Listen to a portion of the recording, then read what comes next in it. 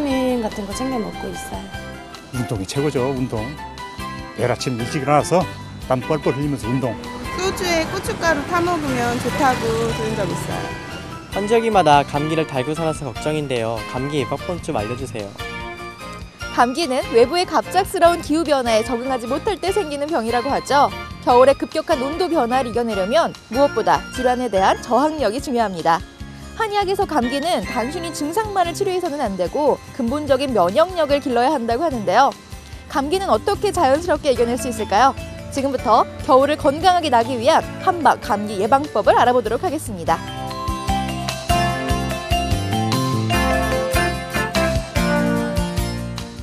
감기에 대한 시민들의 궁금증을 모두 모아서 해결해 보도록 하겠습니다. 먼저 첫 번째 질문.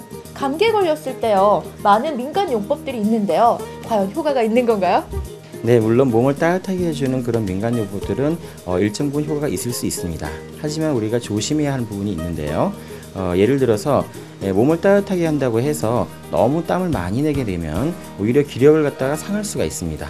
보통 감기는 기력이 약해져서 걸리는 경우가 많기 때문에 이런 경우에는 너무 땀을 많이 내지 마시고 뒷목에는 촉촉하게 날 정도 가볍게 흘려주시는 게 좋겠고요. 또 특히 소주와 고춧가루 많이들 말씀하시는 부분인데 그 독한 기운들이 오히려 위장 기능을 상해서 다른 질병이 유발될 수도 있기 때문에 차라리 콩나물 국 이런 것을 얼큰하게 그렇게 드시는 것이 더 낫겠습니다. 네, 두 번째 질문. 감기를 초기에 잡으려면 어떻게 해야 되나요? 예를 들어서 몸이 좀 으슬으슬 춥고 떨리고 코가 맹맹할 때 우리가 이제 제일 먼저 볼 수 있는 방법이 생강이나 계피 같은 따뜻한 성질을 가진 것으로 한방 차를 만들어 보는 방법이 있습니다. 그리고 외출하기 전에 반드시 머리 뒷목을 헤어드라이어 같은 것을 이용해서 바싹 건조시켜서 말리고 난 다음에 외출하시는 것이 좋겠고요. 방의 온도는 따뜻하게 하시되 습도를 갖다 유지하는 것이 좋겠습니다. 건조하지 않게. 특히 목을 보호하는 것이 좋기 때문에 수건을 두른다든지 목티 같은 것을 입고 그리고 주무시는 게 좋겠고요. 하지만 이 모든 방법들을 동원한다 하더라도 감기가 증상이 호전되지 않는다든지 평소에 너무 쉽게 감기가 악화된다든지 그러신 분들은 이런 방법들에 의존하지 마시고 가까운 의료기관, 한의원에 찾아가셔서 정확한 진맥을 받고 처방을 받는 것이 좋겠습니다. 자, 이제 마지막 질문입니다. 근데 한약은 조금 비싸지 않나요? 그런 오해를 많이 하시는데요. 사실 그렇지 않습니다. 우리가 한의원에 가게 되면 첫 번째로 가루 모양으로 쌍화탕처럼 따뜻한 물에 타서 먹는 감기약이 있는데요. 이거는 건강보험이 적용되기 때문에 아주 저렴합니다. 또 두 번째로는 첩약으로 다려 먹는 경우가 있는데 며칠분씩 이건 역시 그렇게 비싸지 않습니다.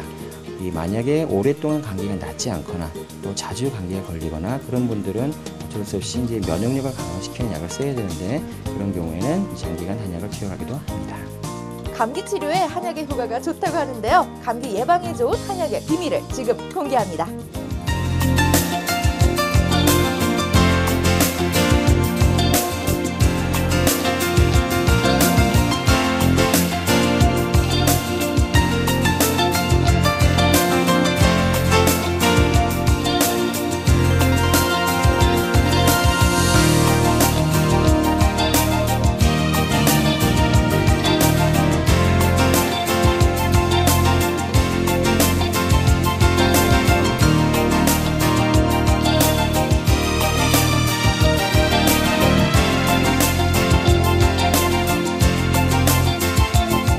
네, 맞습니다. 유산균은 감기를 예방하고 앓는 기관 및 합병증을 줄여준다고 알려져 있기 때문에 감기가 걸렸을 때는 유산균이 풍부한 김치, 청국장, 요구르트, 유산균 제제 등을 섭취하면서 유산균을 증식시켜주는 한약을 함께 복용하면 효과가 더욱 좋겠습니다.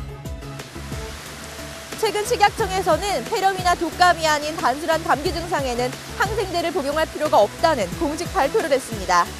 하지만 우리나라의 감기에 대한 항생제 처방률은 선진국에 비해 비교적 높은 편인데요. 감기는 바이러스에 의한 질환으로 예방이 최선인 질환입니다. 외출 후 손 씻기 등 올바른 생활 습관과 함께 면역력을 길러주는 한방 감기 예방법으로 건강한 겨울 보내시고요. 만약에 감기에 걸렸다면 체질과 증상에 맞는 한방 치료 방법으로 행복하고 건강한 겨울 보내시길 바랍니다.